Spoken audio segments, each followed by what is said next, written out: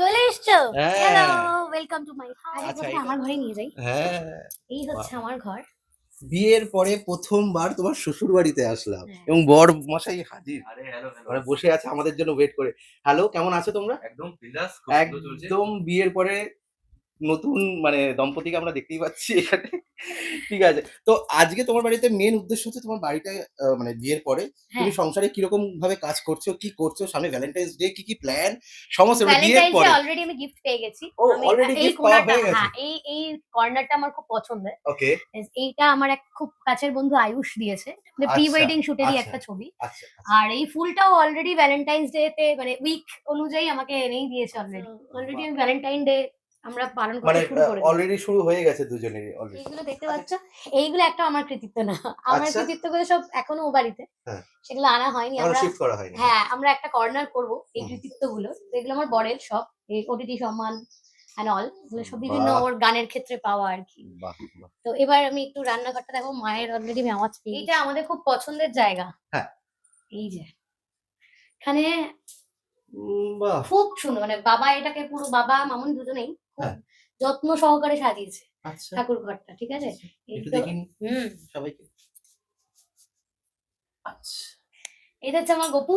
এই গপুকে আমি নতুন পেয়েছি বিয়েতে। আচ্ছা, বাহ! তো তার জন্য অলরেডি জামা-টামা এনে চুল-টুল এনে সবকিছু হয়ে গেছে। কারণ বাবাই তাড়া দিয়ে আনা করিয়েছে। ঠিক। হ্যাঁ, কারণ এখানে আমার একটা ছোট্ট আছে। এই দুটোতে মিলে খুব ঝগড়া করে কিন্তু। আচ্ছা দুজনে মিলে ঝগড়া করে? হ্যাঁ, বলেছে আচ্ছা কেন বাহ! এসছে, কেন কি কারণ? হ্যাঁ, এ হ্যাঁ, ওর সাথে খুব হিংসে। বলেছে আচ্ছা, আমি আর ওকে কিছু দেব না। এটা বাবাই বলেছে আমাকে যে আচ্ছা। দুজনে মিলে যে আগে ছিল হ্যাঁ। তাই। আমি আ শুধু আসি। ও নাইস। আমি আপনার সাথেও আলাপ করে নিই। একটু তুমি যদি এবার সবার সাথে একটু আলাপ হ্যাঁ, করিয়ে নাও। হ্যাঁ। হ্যাঁ, প্লিজ। আচ্ছা এটা কোথায় আসছি এটা আমরা? হচ্ছে বাবা আর মামুনির ঘর। এই ঘরে আমারও রাজত্ব ও আছে। সবাই হাজির তো। হ্যাঁ, বাহ! বাবা সবাই সবার ঘরে উনি যাবে, সবার অধিকার সব জায়গাতেই আছে। আলাদা না, একদম। কিন্তু শোয়ার সময় সবাই একটু আলাদা থাকে আরকি। ঠিক তাই, ঠিক তাই, সবার ঠিক তাই। একটা এইটা বেড হচ্ছে থাকে। আ বড় মা মানে বাবার মায়ের ছবি। আচ্ছা। ঠিক আছে? আর এইভাবেই ঘর মা সাজানো খুব মোটামুটি সুন্দর আমাদের ছিলেন। হ্যাঁ, ওটা হচ্ছে দাদুর ছবি। বড় বাবা আরকি। বাহ! হ্যাঁ, দুজনেই খুব মিষ্টি ছিলেন। আমাদের একদম। ছোট্টখাট্ট মিষ্টি মানুষ ছিলেন। তো এই আমাদের খুব মাত্র ২১ ছিমছাম বছর বয়সে উনি মারা গেছেন। হ্যাঁ? আমার ১ বছর বয়সে। ও বাবা! কালকের দিনটা আমার অন্যরকম কাটবে আরকি। সেজন্য প্রস্তুতি কালকেই নিচ্ছি। সেটা? কালকেই জন্মদিন। ও কালকে একটু আনন্দ হবে। দুঃখের দিনটা পয়লা মেতে হয় আরকি। ঠিক তাই। মানে ওই ১ বছর থেকেই আজকে আমি এই বয়সে এসেছি। উনার আশীর্বাদটা নিয়েই আছি আরকি। ওইটা রয়ে গেছে মাথার উপরে। নাহলে আছি কি করে ভালো। চলে এসেছি রান্নাঘরে। কি হচ্ছে? চা হচ্ছে। চা হচ্ছে আর লিকার, লাল চা। আমি লাল বাহ! চাই এই বাড়িতে আমি সবাইকে অভ্যেস করে দিয়েছি। লাল চা খাও। আমার মাকে পারিনি। আমার মা এরম করে লাল চা শুনলে। ঠিক। মা সে দুধ চাই খাবে কিন্তু এই বাড়িতে সবাই লাল চা খায়। বাবা আচ্ছা চা চিনি তো হলো। রুমি কি রান্না জানে একটু শুনি? রান্না আমি জানি কারণ আমি তো একা থাকতাম দীর্ঘদিন ইয়েতে টালিগঞ্জে ফ্ল্যাটে থাকতাম। তো রান্না মোটামুটি আমি জানি কারণ একা একাই করে খেতে হতো। হুম। আমি বেশি জানি না হেলথি খাবারগুলো বেশি পারি। বাট এমনি মাছ, মাংস, ডিম এগুলো প্রচুর পারি। বিরিয়ানি, ফ্রাইড রাইস খুব একটা এখনো ওটা করে তো উঠতে দোকানে পারিনি। গিয়ে খেতে হয়। ওগুলো সরি বাড়িতে বানিয়ে খায় না? না আমি বাড়িতেই খেতে ও ভালোবাসি। আচ্ছা। তো আর এমনিতে রান্না-বান্না এমনি আলু পোস্ত, ডাল, ভাত মানে একজনকে রান্না করে দিতে গেলে যা, যা লাগে আমি করে দেবো। তো বরকে শ্বশুরবাড়িতে এসে ১ম কি খাইয়েছে একটু শুনি? ও আমার হাতে চিকেন খেতে খুব ভালোবাসে। আ মানে একটা পাতলা করে ঝোল করি আমি। হ্যাঁ। ওটা খেতেও খুব পছন্দ করে। এটা বিয়ের আগে থেকেই পছন্দ করে। আচ্ছা বাহ! তো হানিমুনে কোথায় যাওয়ার প্ল্যান একটু শুনি? হানিমুনে না মানে ব্যাপারটা হয়েছে হ্যাঁ। এক কাজের আমাদের দুজনেরই বেশ একটু মানে যা হয় আরকি। ওর তো এতদিন কাজটা অফ ছিল। তো ওর এখন টুকটাক কাজ আছে ওটা ক্লাস করায়। তো সেখানে ওর মোটামুটি সপ্তাহে শনি, রবি করে ওর চলছে। ওটা থেকে একদমই ও ছুটি নিতে পারছে না। আর আমার ক্ষেত্রেও তাই বিয়েতে একটা লম্বা ছুটি নিয়েছি। লম্বা বলতে তাও ওই ১০-১২ দিনের। আমার তো জাস্ট ২৬, ২৭ তারিখ না ২৮ তারিখ বউ ভাত নিতে জাস্ট একটু বাড়িতে পরিণীতা থেকে ফোন লাগবে। চলে আসো। তো আমার খুব ভালোই লাগে। বিয়ের পর কাজ করতে যেতে আমার কাজ করতে খুব ভাল লাগে। উল্টে আমি ছুটি পেলে একটু বোর হয়ে যাই। আমার যেখানে যখন বলবে যে হ্যাঁ, লাগবে আমি এক কথায় বলি যে হ্যাঁ, আমি আছি। কাজ করতে ভালো লাগে। এই মুহূর্তে হানিমুনের কোনো প্ল্যান এই মুহূর্তে নেই। বাট স্টিল যাবো। আপাতত ২-৩ দিনের জন্য একটা কোথাও বোলপুর বা আমি সমুদ্র খুব ভালোবাসি। হুম। তাজপুর বা মন্দারমণি কোথাও একটা ৩-৪ দিনের জন্য একটা যাবো। তারপর শর্ট একটা ট্রিপ এ। লম্বা ট্রিপে যাবো সেটা ইচ্ছা আছে। কারণ আমার শীতকালে পাহাড় ঘুরতে ভালো লাগে না। হুম। গরমকালে পাহাড় ঘুরতে ভাল লাগে। তো আমার খুব ইচ্ছা আছে মার্চ ইয়া এপ্রিল একবার পাহাড় যাওয়ার দুজনেরই খুব ইচ্ছে আছে। এটা বাহ! দেখি কাজের কিরকম কি ফ্লো থাকে। সেই একদম, বুঝে চলে যাবো। টুক করে বেরিয়ে যাবো। একদম এটা তাই। হচ্ছে আমার বাবার ছবি। আমি ইচ্ছে করে মালা পরাই না। কারণ আমার কাছে এটা আমার এবং আমার মায়ের বিয়ে। আমি একমাত্র বিয়ের দিন পরিয়েছিলাম। বাট আমি এমনি সবসময় পরিয়ে রাখি না। এটা আমার মাও রাখে না। কারণ আমাদের এটা একদম দুজনের যে পাপা চলে যায়নি। পাপা আছে। তো মালা পরানোর কোনো মানে হয় না। এমনি এমনি মানুষজনদের, জীবিত মানুষজনদের যেমন ছবি থাকে, পাপার ছবি আমার কাছে ওভাবেই থাকে। এটা আমার বাবার ছবি। ও বাড়িতে একটা আছে আর এ বাড়িতে আমার কাছে এনে একটা রেখেছি। এটা হচ্ছে ওর সার্টিফিকেট, ওটিটি সম্মান, মিতাজ ভট্টাচার্য বেস্ট মেল সিঙ্গার। আর এইটা আমার খুব প্রিয়। হ্যাঁ, সেটাই হ্যাঁ, দেখাচ্ছি। এইটা হচ্ছে আমার বোন দিয়েছিল আমার রেজিস্ট্রির সময়। এখানে লেখা আছে, যদি কখনো হারাতে চায়, হুম। ছায়া হয়ে পাশে থেকো, অভিমান যদি দূরত্ব বাড়াতে চায়, তবে হাতটি ধরে রেখো। মানে এটা একটা বোনের তরফ থেকে মেসেজ ছিল ওকে। এটা না জিজ্ঞেস করলেই নয়। যেটা আমি শুনলাম যে আলাপটা জাস্ট ১ বছরের। ঠিক আছে? আলাপের মানে একদম ওই ১ম দিনের আলাপটা যদি একটু মনে পড়ে। হুম। ১ম দিনের আলাপটা শুনি। আমি বলি হ্যাঁ, আমি কে ওকে কাকে ১ম এ আগে, হ্যাঁ, ওই যে আঙ্গুল চলে গেছে। হ্যাঁ। ফেসবুকে আমি হ্যাঁ। ওকে ফ্রেন্ড রিকোয়েস্ট পাঠাই এবং আচ্ছা। ফ্রেন্ড রিকোয়েস্ট পাঠানোর পরে কথা হয়। ঠিক। কথা হতে, হতে ও তখন অ্যাসিস্ট করতো। হ্যাঁ। আমি ওকে বলি, "তুমি কি করো? তুমি কি ডিরেক্টর?" "না, আমি অ্যাসিস্ট করি।" বেশি দিন করতে হবে না।" হ্যাঁ, ব্যাস এটুকু বলল। আর কিচ্ছু বলিনি। কেন এটা বললেন? আর ও একটু এরকমই মানে যদি একটা প্রশ্ন ওর মনে আসে, ও যতক্ষণ না ওটার উত্তর খুঁজে পায়, ততক্ষণ প্রশ্নটার পিন্ডি চটকে দেবে। "কেন, কেন বলতে বলবেন না কেন? আপনি বলুন বলছি এরকম ব্যাপার।"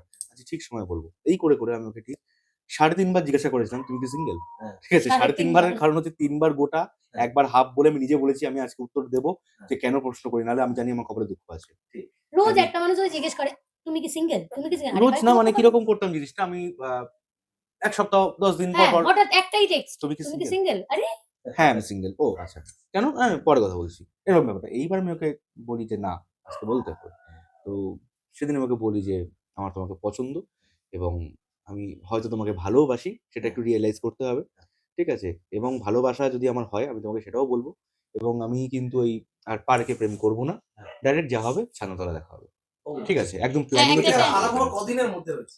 এটা যেদিন আমাকে বলেছি হ্যাঁ। না, মানে বেসিক্যালি আলাপটা হয়েছিল আমাদের প্রায় এপ্রিল মে তে।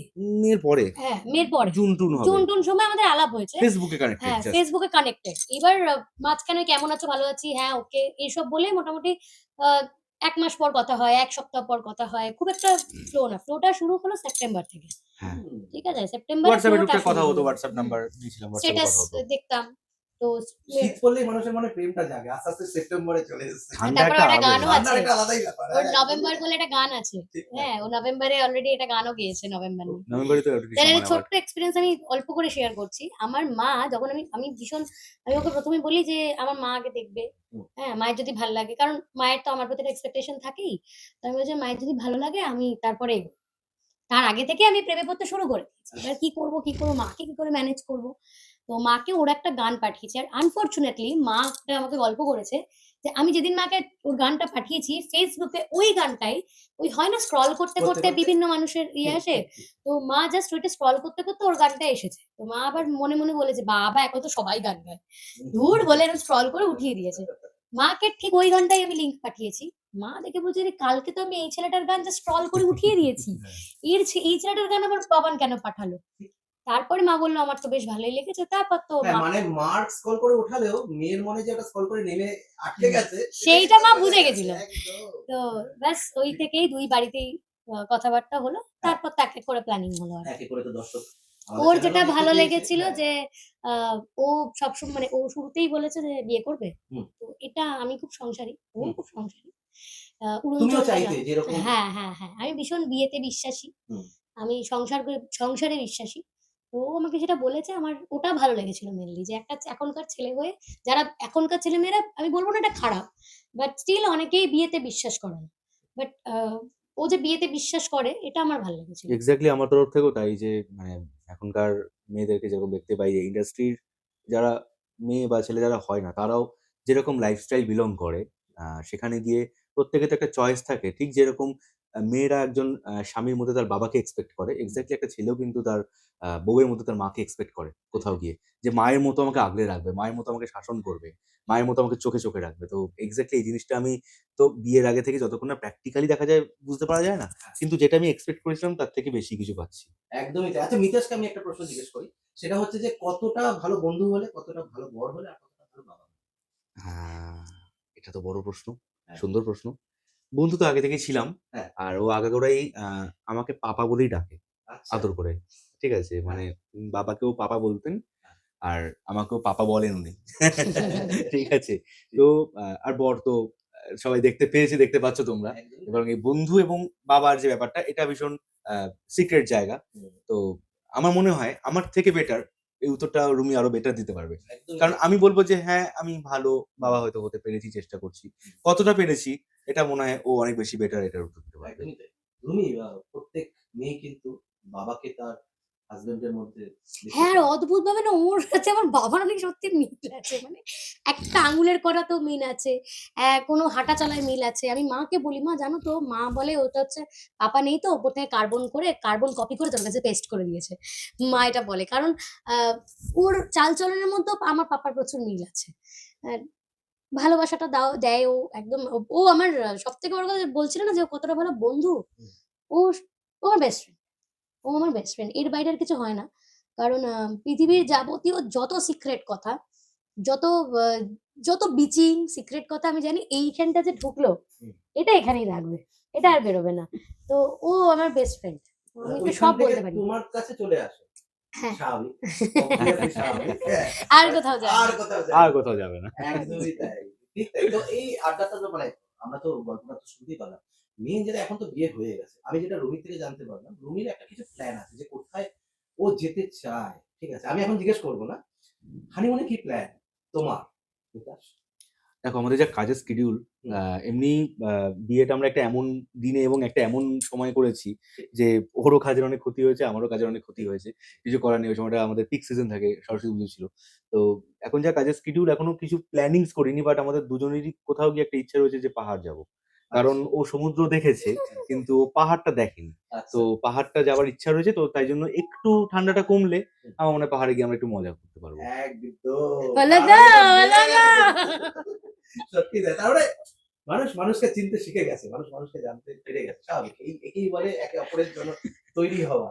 ঠিক তাই, একদমই তাই। তোমার পরিবারের সাথে এবার বাকি যারা বাবা-মা আছেন তোমার, শ্বশুর-শাশুড়ি, তাদের সাথে একসাথে আমরা সবাই মিলে বসবো। একদম। একদম। বাবা, হ্যাঁ, আ বর। একদমই তাই।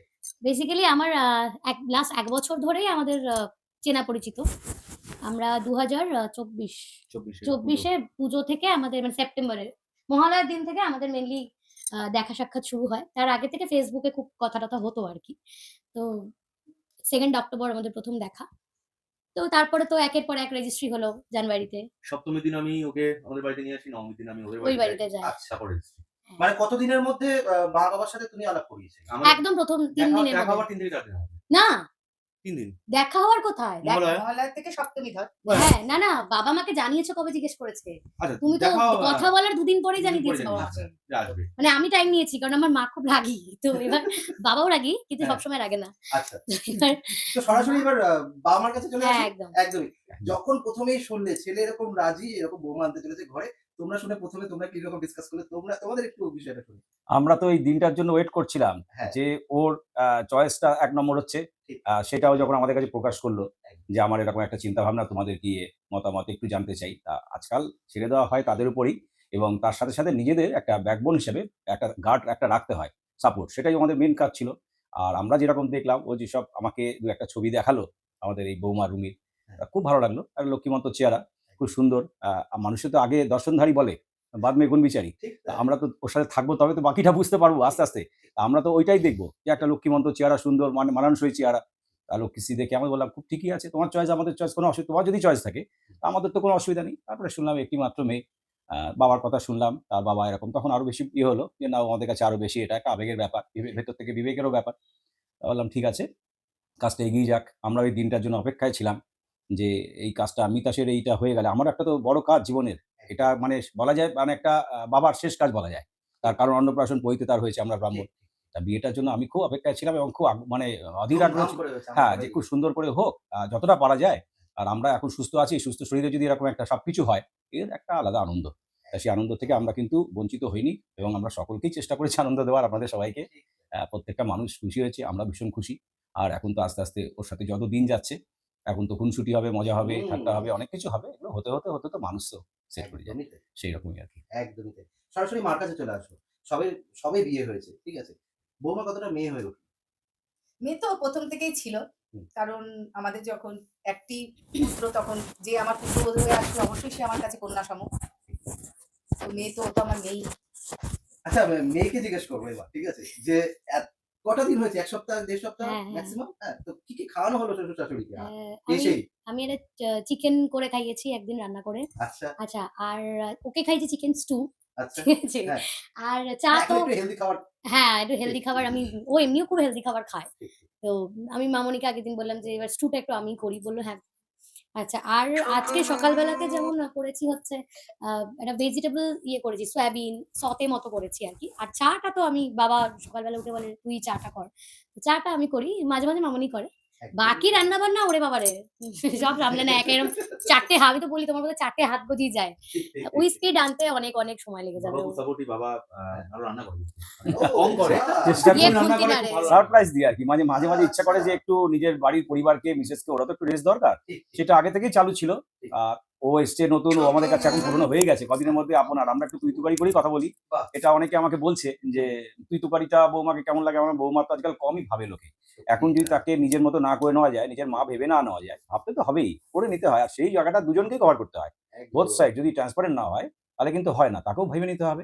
তা সেই জায়গাটায় ওকেও একটু করে খাওয়ানো, সারপ্রাইজ দেওয়া, আনন্দ বা একটু শিক্ষা দেওয়া। কালকে যেমন রুটি করতে গিয়ে পুড়ে গেল। আমি বলছিলাম যে এতটাই আপন হয়েছে যে এত রুটি করেছে কালকে। না, না, কালকে কি মজা দুজনে হয়েছে মিলে। আমি বলছি। কালকে জাস্ট আমার একটা দোকানে একটু জিনিস কেনার ছিল। ঠিক, ঠিক। তা আমি রুমিকে বললাম যে, "রুমি, তুই তাহলে একটা।" ও বলল, "মামুনি আমি রুটিটা করব।" হুম। তখন আমি বলছি, "ঠিক আছে তুই কর রুটিটা। আর আসতে তো পারবি?" তখন বলছে, "হ্যাঁ পারবো।" আমি বলছি, "ঠিক আছে, চেষ্টা তো তোকে করতেই হবে।" এবারে আমি ওর বাবাকে ওইভাবে বলে গেছি, "দেখো রুমি না রান্নাঘরে একা, একা আছে। হুম। তুমি একটু খেয়াল রেখো।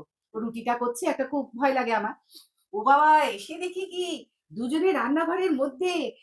ওকে বলছে, "তুমি তো এটা আমাকে বললে।" ও বলছে, তুই তো আমাকে এটা বললি।" ওর এই করে রুটির যা অবস্থা করেছে। না, কিন্তু তলার বাবা ওই রুটিটা, পোড়া রুটি খেয়েছে। নিচের রুটিটা পুড়ে গেছে বেশি। আমরা তো রুটিটা রুটিটা তো টেস্ট এক্সপার্ট হচ্ছিল না। ভালো। বলছে, "তাপ বাড়া, কি করছিস? এতক্ষণ লাগে নাকি করতে?" ব্যাস হয়ে গেল সবই দুজনে। এক্সপেরিয়েন্স শিখতে হবে। আমার লাগে আস্তে, আস্তে শিখতে তারপরেই হবে। আবার মাছ রান্না করেছে। তারপরে মাছ-টাছ রান্না করেছে। তারপর রুটিটা হোটেল আসলে আমি বলেছি, "মামুনি, জীবনের সবচেয়ে" এটা আমার মা খুব বলতো, আমি বিশ্বাস করিনি। মা বলতো, "রুটি করা সবচেয়ে কঠিন।" কিন্তু কালকে আমি সত্যিই দেখেছি যে অন্যান্য রান্না করার থেকে রুটির টাইমিংটা খুব ইম্পোর্টেন্ট। ঠিক, হ্যাঁ, ঠিক। তো রুটি করা সত্যিই কঠিন। একদমই তাই। বা ভেবেছিলাম একটা সিনেমা বানাবো, দ্য বার্নিং স্টার। আচ্ছা, যখন ৪ জনই আছো, ফাঁকা টাইমে একসাথে ৪ জন থাকলে বিয়ের আগে বলো বা পরে বলো, প্ল্যানিং তো করে রেখেছিলে রুমি এবং তোমরা সবাই প্ল্যানিং করে রেখেছো। ৪ জন থাকলে একসাথে কি করা হয়? জমিয়ে গসিপ হয়, জমিয়ে গল্প হয়। আমি মানে একটু আগে টপিক থাকে না কোনো। বলছিলাম, আচ্ছা। "তোমরা কি বিচিং করছো গো?"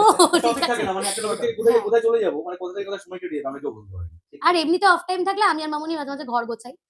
ঘর গোছানো মামুনি এটা করে, মানে মোটামুটি গুছিয়ে রাখা হয় আরকি। তো সেটা করে, আর না হলে বেশিরভাগ সময় আমরা সব আমাদের ওই ঘরটায় হচ্ছে আড্ডাখানা ওটা আমাদের। টিভি দেখা হ্যাঁ, একসাথে। সকালবেলা বিকেলে একটা আড্ডা তো হবেই। ৪ জন মিলে গোল করে বসে একটা বেশ গল্প-টল্প হয়। মানে খেলা খেলা আসছে সামনে, আইপিএল আসছে, বাবার আমার জমে যাবে, এরকম বোর হবে। মানে এই বাড়ির actually she is the pillar.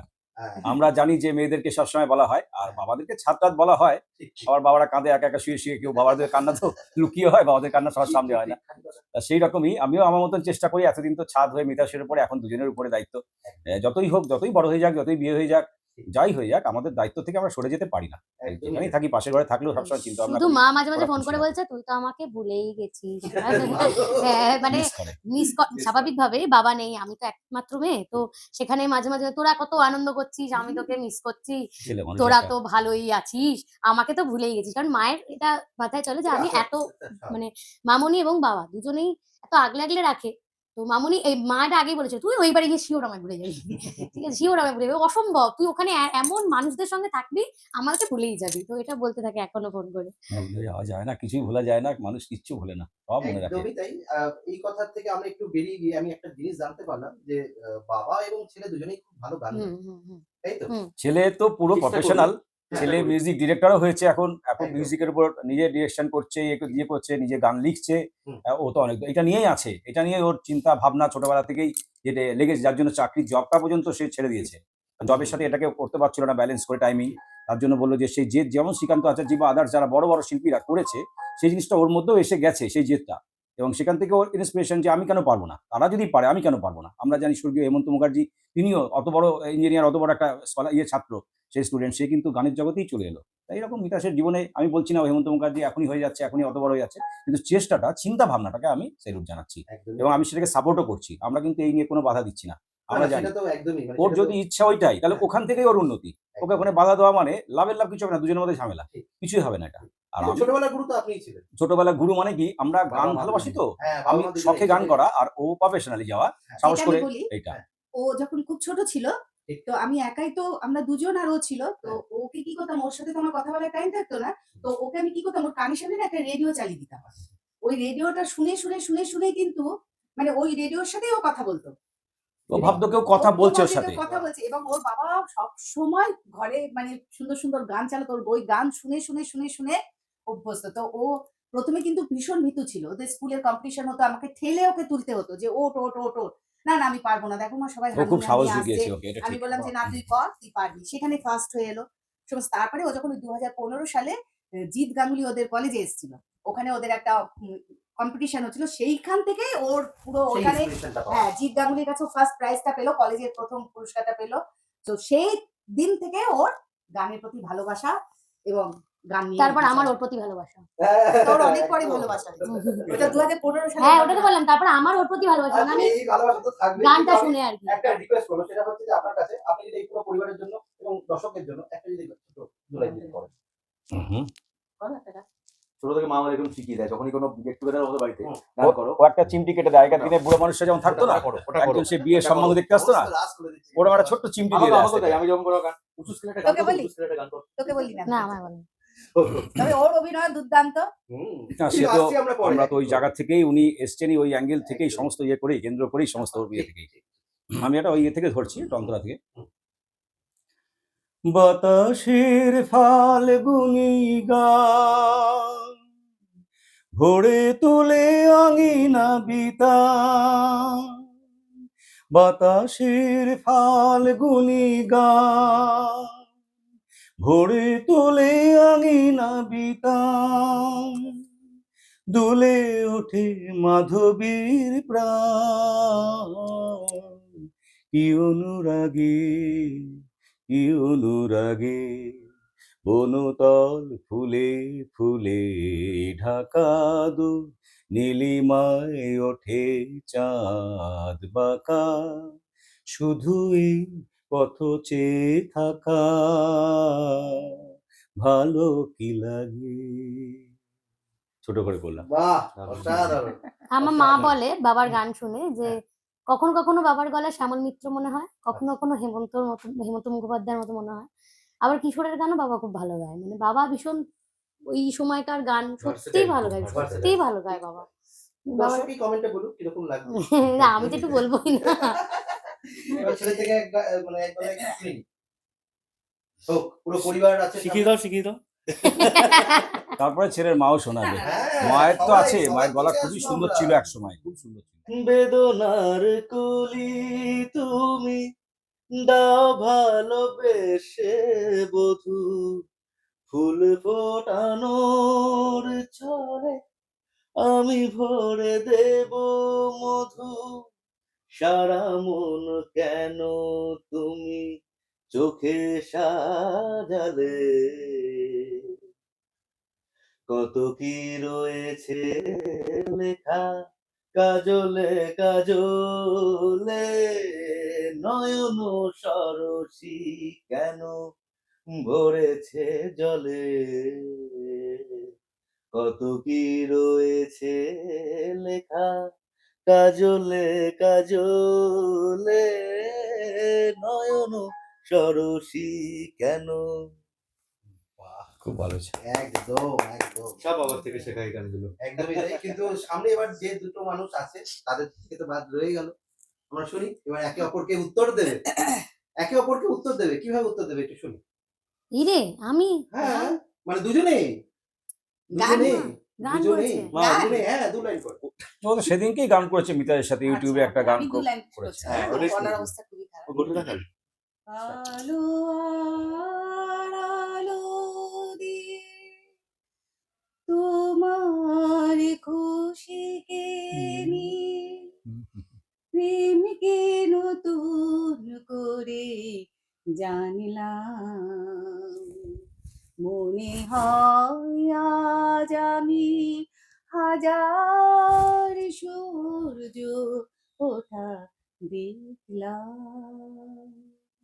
ঝাঁকে ঝাঁকে প্রজাপতি ছিল মনে ঘুমিয়ে আমার, বসন্ত ডাক দিল নিয়ে তার ফুলেরও বাহার। তাই তারা জাগলো যে, শিহরণ লাগলো যে, তাদের পাখার রং মাখলাম। মনে হয় আজ আমি হাজার সূর্য ওঠা দেখলাম। আলো আর আলো দিয়ে তোমার খুশিকে নিয়ে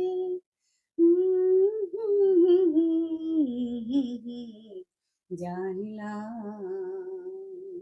মনে হয় আজ আমি হাজার সূর্য ওঠা দেখলাম।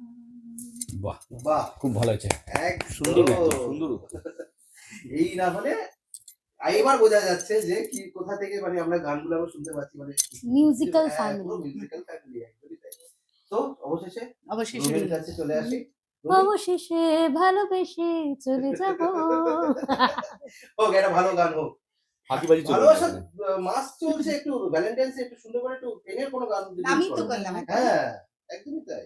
প্রেমের গান বলছি। ইয়েস। তুমি যে আমার, ওগো তুমি যে আমার, কানে কানে শুধু একবার বলো তুমি যে আমার, তুমি যে আমার, ওগো তুমি যে আমার। বুঝলাম, কিন্তু কানে কানে বলতে হবে। এইভাবে তো চলতে এই থাকবে। গানের থেকে ভালো গান আর কিছু মানে একদমই হয় তাই। না, এটা কালজয়ী গান। ঠিক তাই। রুমির কাজ কি দেখা হয় তোমাদের? হ্যাঁ নিশ্চয়। দেখা হয় সিরিয়াল? একদম একদম। আমরা দেখি। আমরা জানতে পারলে একবারে সেদিনটা খুব চেষ্টা করি আর সেই আমার সময়টা। তুই আমার হিরোতে যখন আমরা আগে থেকেই দেখতাম, তারপরে তো পরে ও ওখানে মানে কাজ করলো, ঠিক। তখন তো দেখাই হতো তুই আমার হিরোতে। আর পরিণীতাটাও মোটামুটি ও থাকলে আমার দেখাটা হয়। এই তো পরশুদিন পরিণীতার ওর একটা খুব ফাইটিং এর ইয়ে ছিল, ঠিক, ঠিক, scene, ঠিক, মানে ঠিক, খুব ঠিক। ওটা খুব হিট করেছে, ভাইরাল হয়েছে হ্যাঁ, শুনলাম। হ্যাঁ, ওটা আমরা যেই চালিয়েছি, আর চালানোতে সঙ্গে সঙ্গেই ছিল আর কি টাইমিংটা। ও দৌড়ে গেল 8টার সময় চালিয়ে দিল। আমরা তো নানা তালে বলে থাকি। তার মধ্যে তারপরে আমরা কেউ দেখেছি কিছু পুরো। বললেই রুমি শুধু হুম। এরকম হ্যাঁ, করছে। হ্যাঁ, হ্যাঁ, এরকম এই করছে, এটা recent তো খুব সিগন্যাল ভালো কোজ করেছে। আছে। আচ্ছা আচ্ছা, রুমি যখন ও ঘরের বৌমা হয়নি, মানে যখন এরকম দুষ্টুমি করে আর কি, যে এরকম মারপিট বা এরকম দেখিয়েছে এই আমার ঘরে বৌমা হবে এরকম, এই যে দুষ্টুমি করছে এই যে এই মেয়েটা, এরকম কিছু কি কোনোদিন মানে সম্মুখীন হয়েছে মানে সবার সামনে? হ্যাঁ, হচ্ছে তো সবসময়। আমার দাদা উপরে থাকে, বড়দা, ওকে তো নামই দিয়েছে দুষ্টু। আচ্ছা, মানে বাহ, ও, আমরা যতই যাই বলছি আমরা রুমি বলে ডাকছি, কিন্তু ও বলছে না আমি ওই দুষ্টু নামটা পছন্দ হয়েছে। আর ওর চেহারাতে কথাবার্তা সব মিলে ওর নামটা আদর করে ও রেখেই দিয়েছে। মানে ওরাও ঠিক দেখে, তাই। এখানে প্রচুর ফলোয়ার ওর, হুম, মানে প্রচুর। আমাদের এই ক্যান্টনমেন্ট এলাকায় ও যেখানে যাচ্ছে, এবং কালকে ভূতনাথ মন্দিরে গেছিল ওরা পুজো দিতে, সেখানেও রুমিকে একজন চিনে ফেলে দাঁড়িয়ে গিয়ে সেই মানে হইচই কাণ্ড। বেশ কিছু লোক মানে মেট্রোতে শুনেছে। একজন করেছে, ওকে ডেকে বলছে, আমাকেও ডাকেনি, ওকে ডেকে বলছে, বলছি কি উনি কি পরিণীতা করেন? তো হুম। বলছে যে হ্যাঁ উনি তো, বাবা কালকে দেখলাম যা হাত পাকিয়ে মারলেন, মানে এটা রাস্তায় শুনছি, এটা আমার পাওয়া, এটা আমার অনেক বড় বুক পাওয়া। এরকম চওড়া হয়ে গেছে। একদম স্বাভাবিক, ঠিক তাই। তা একদমই শেষের দিকেই যাবো, এরকম তোমাদের তো এখানে আসলাম, এসে খুব সুন্দর লাগলো।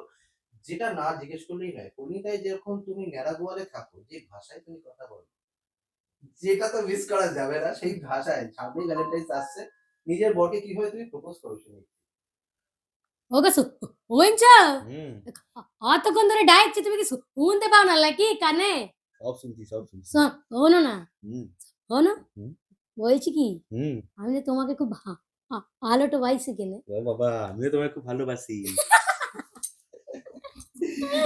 একদমই তাই। আর সামনে শাশুড়ি বা শ্বশুরমশাই আছে, তাদেরকে কিভাবে কিছু মানে কিছু বলছো তুমি?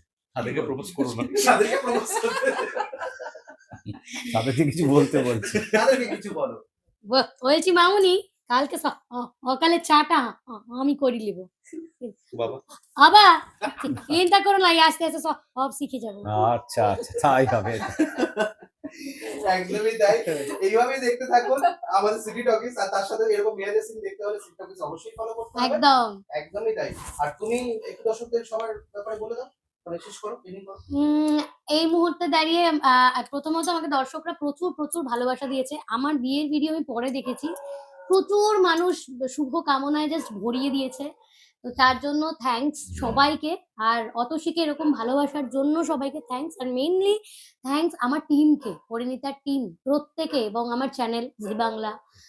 ওরা যেভাবে আমাকে ভালোবাসা দিয়েছে এবং চরিত্রটাকে যে জায়গায় এনেছে, তবেই কিন্তু আমাকে না রুমিকে কে চিনত।